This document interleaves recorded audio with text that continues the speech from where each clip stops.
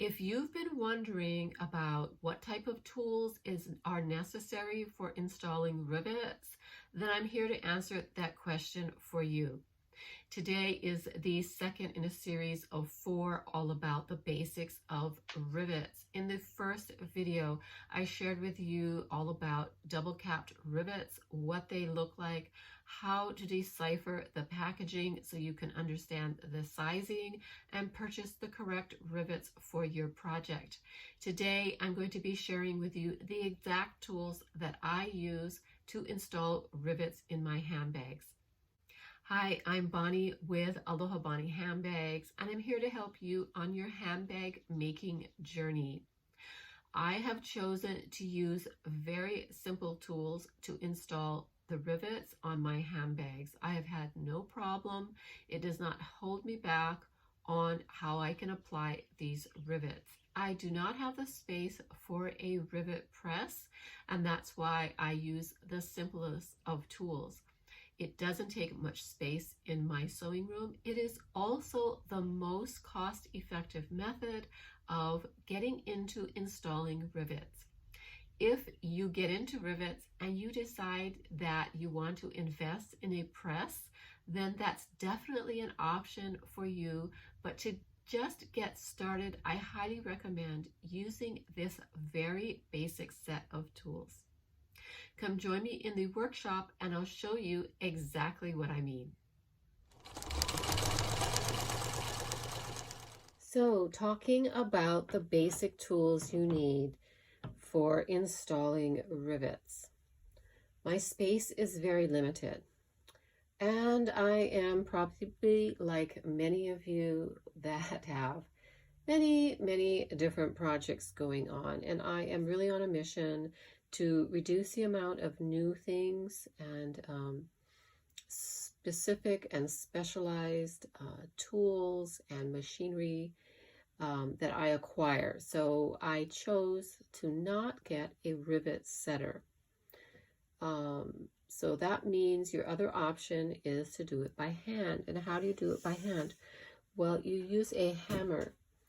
I went to my favorite thrift shop and happened to find this. I was not looking for it at the time. I just saw it and it was absolutely perfect.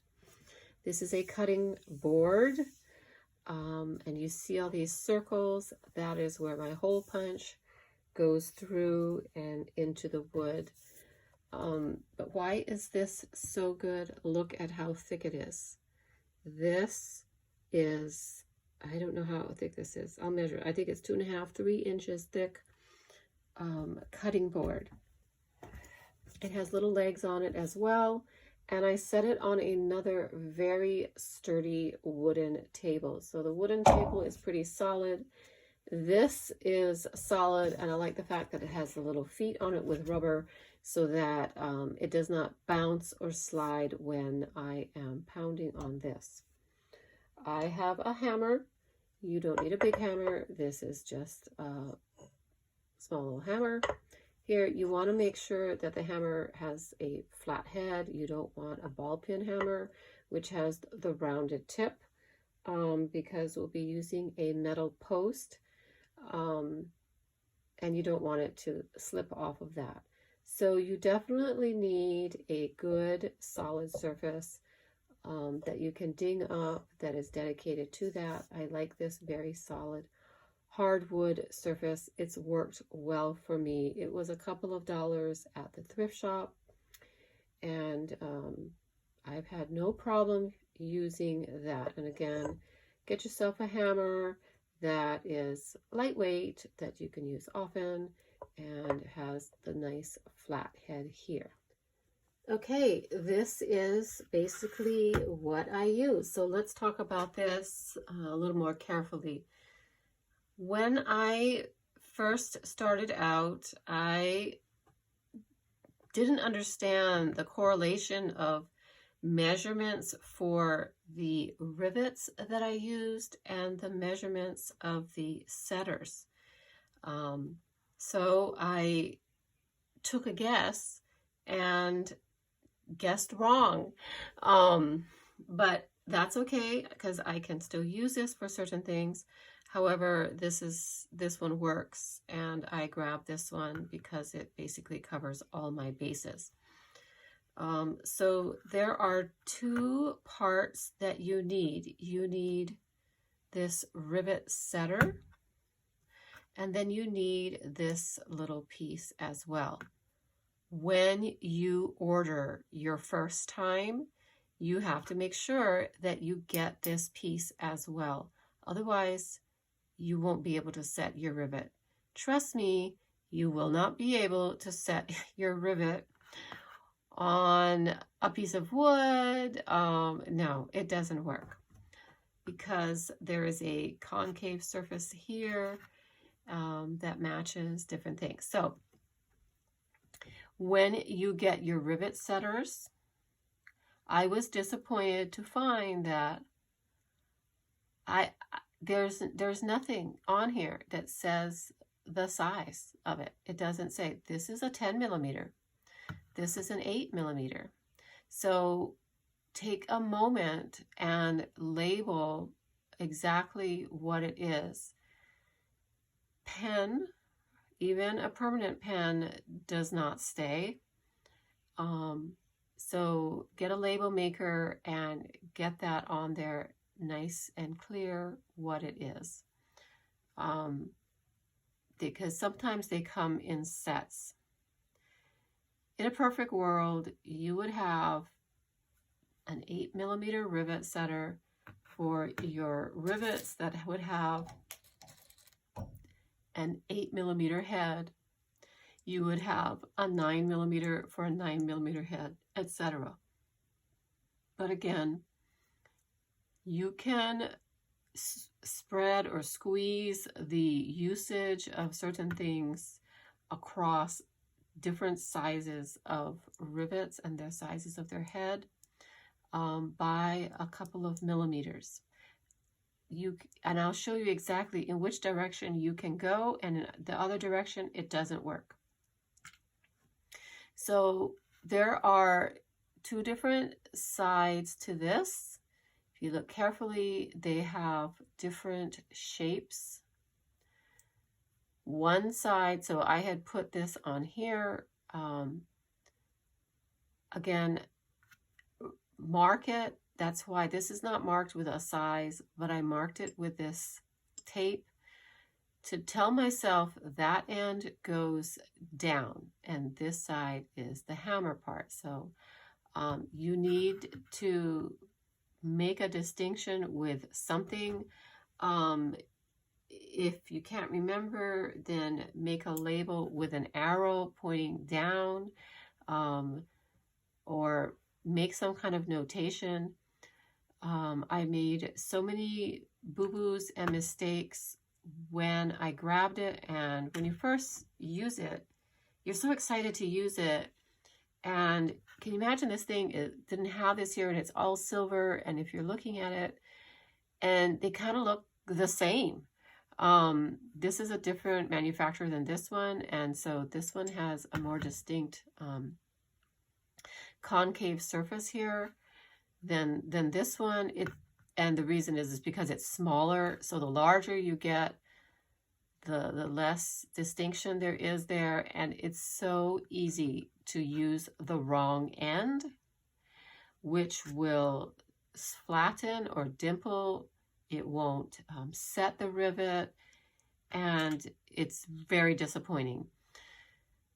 So just make sure when you get your rivet setter and your set that you take a moment to make sure you put the measurement on there and figure out what type of system you're going to have for knowing which side goes down onto the rivet and which side is the hammer side. Again, make sure as soon as you take it out of the package that you do this, because there is no notation on these silver posts here of what size it is. This just says craft tool 8100. That means absolutely nothing to me. So, And like I said, you need at least one of these. You need one of these for the Rivet Setter to set on. It is concave here so that the concave or the convex of your cap here will fit in it. And then that helps to keep it from getting flattened out or dimpled, and it sets properly, etc. So again, you might have to maybe put a red X here. You can do that maybe in a little sticker, a little red dot saying no, no, or put a red X with some nail polish or something on there. I grab it and I just feel it to make sure. But again, I was using the wrong side and the wrong combination, and I made so many boo-boos. So when you set it down, you want the curved side up. You're going to have your rivet. Then you would have your material or what have you, and then you have the cap on top, which also has a curved surface. And then when you put your tool, the side with the curved surface sits on top of that, like that. Okay, now I want to show you in which direction you can go. So anyways, like I said, I think I was able to buy this as a set. Read the description carefully. So you can buy these as a set sometimes. And then sometimes you can just buy the setter. So again, you only need one of these.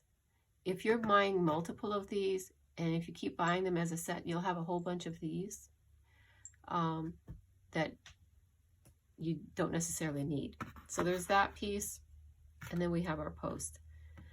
This is my go-to. This is a 10. I don't use rivets larger than a 10. So this is my go-to. I know it will work. If you used rivets that were larger than a 10, then you would have to get a larger rivet setter. And it took me a while. Sometimes you just have to trust. I know this is a 10 and this is a 10. And when I put it on there, it fits. This is a 9. This is a 10. It will fit. I can also use it on an 8. And to be truthful, I've even used it on my 6s. However, it would be better if I use the 8 millimeters on my 6. So this is a 10. I can use 10. You can use 9s. You can use 8s. No problem. This is an 8. I cannot use a 9.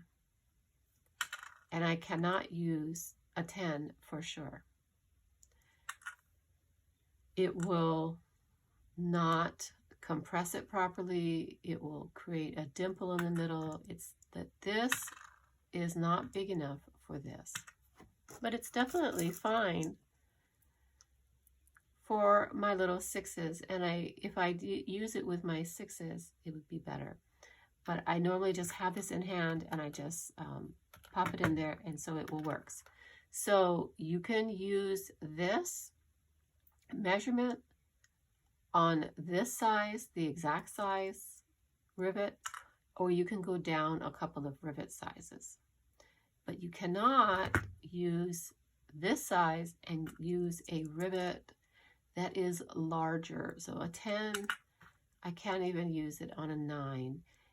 Don't try to balance it on there and just be lazy. I did that. And it doesn't work. But again, this is the one I should be using when I do my 6s. It gives a nice cleaner finish onto that. So these are the tools that I use. These are the tools. So basically I'm using this and my my wooden cutting board. That's it. It's so small. And I store it in my jars here with the rivets. Okay, another key ingredient that you need for having your rivets be able to go through the fabric or material that you are using are hole punches. Now, there is a tool that has a dial rotating head that you can make holes with that. Some people like that. I can't always grip very well with my hand, and so I prefer to use this method. Also with this method, I can basically make a hole anywhere on my project that I can get this in. With the other tool, there is a neck portion, and you can only go so far into your project with that tool. If you choose to go with a rivet press, you can make holes. There's a hole maker attachment that you can do on the rivet press as well. But this is my method. So you use a hammer. You still use the nice thick wooden cutting board, and then you need these hole punches. So I have two different types here. This type, you just set it on here and you hammer it in to create your hole. This one here, you can see this is a drill attachment, and this is actually this attached style here is a quick release. So not all drills have a quick release head on it. You could still screw this in, but a quick release is nice. So basically what this does is you set it on your material and it spins to cut the hole. I got this set in the larger ones because you can get a really clean hole on this with something that's really thick, like multiple layers of leather, etc. I don't use them for my bags because the holes that I got are too big for rivets. These holes are for something else. This was for another project. But these are the ones that I use, and actually these are the two that are my go-to sizes. This is a 2.5 millimeter. This one is a 2 millimeter. These are labeled, but really for me, I don't really need to know the size because I look at how large the hole is at the top. If you look carefully at this one, you can see the tip is getting dull from pounding. They don't live forever. They're like a knife and they can get dull. So this one is getting dull. It still works, but I'm going to have to buy another one in this size because I use this 2 millimeter size about 98% of the time. The next size up can be a little too large, and the next size down is sometimes too small. So you do have to reinvest in these over time as that tip gets smashed. You can reduce the likelihood that that gets smashed by using wood, only pounding just enough to make the hole, and making sure that you don't hit something like metal or something, and that would damage the sharpness of that tip. So the thing about these is you have to experiment. The size of the hole, I have found, doesn't necessarily correlate with the rivet post size, but more so the type of fabric. I go for this one in vinyls that shrink back. So some vinyls, you make the hole, but they stretch and then they shrink.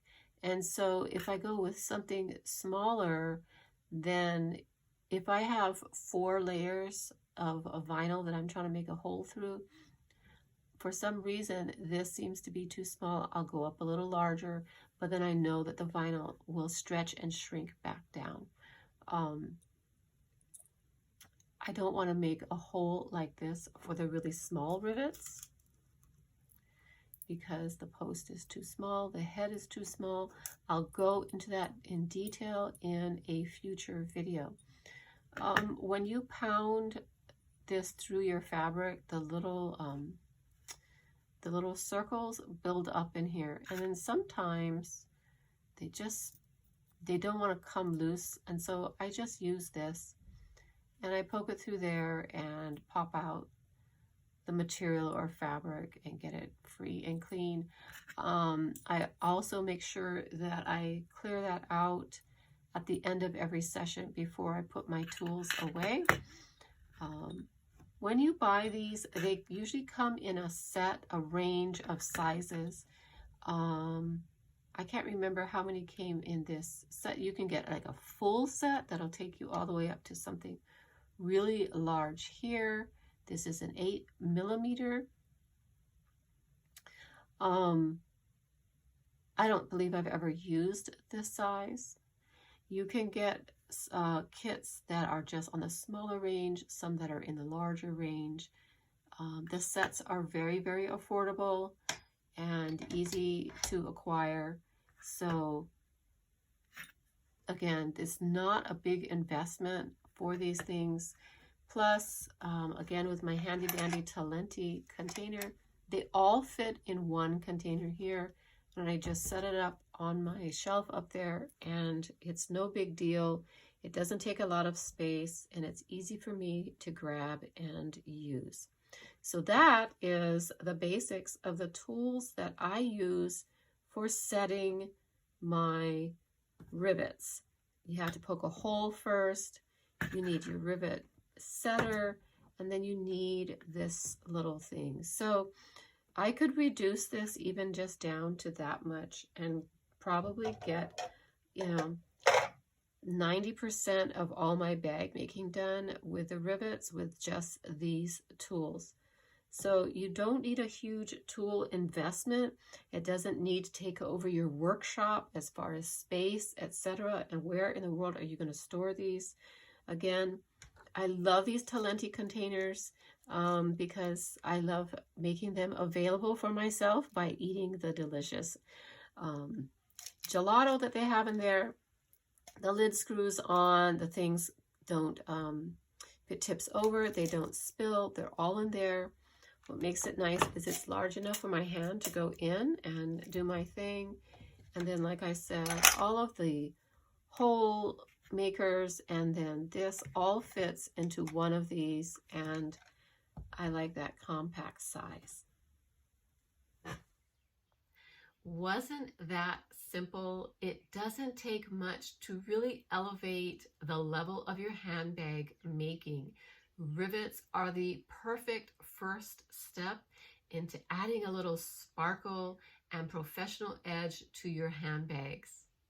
If you're ready to take it to the next level, the third video in this series will show you exactly what happens when I take different materials and use the hole punch on them. This is a very important step into really understanding and learning the tools and the materials in your handbags. So come join me in the third video in this series about rivets. As always, if you found this video helpful, I would really appreciate if you shared it with your handbag making friends and also subscribe to this channel. Take a moment today, share the Aloha one stitch at a time, and I will see you in the next video.